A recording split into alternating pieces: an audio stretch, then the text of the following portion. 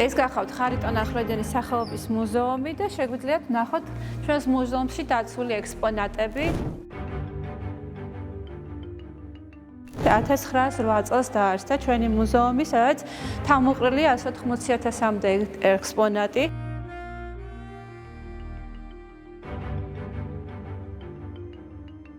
ყველაზე განსაკუთრებული ექსპონატი ჩვენს მუზეუმში, რომელიც არის დაცული, ეს გახავთ კრატერი, რომელიც არის ძალიან უძველესი ჩვენს წელთაღრიცხვამდე მეხუთე საუკუნის ექსპონატი.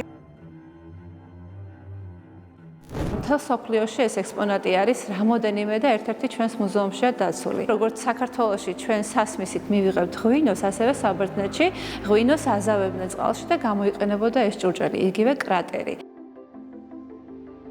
კრატერი დამზადებულია თიხისაგან, რომელიც არის ნაპოვნი და უძველესი ექსპონატი გახლავთ. ეს არის ძველი წელთაღრიცხვის მეხუთე საუკუნე და ნაპოვნია ფიჭნორის არქეოლოგიური გათხრების შედეგად.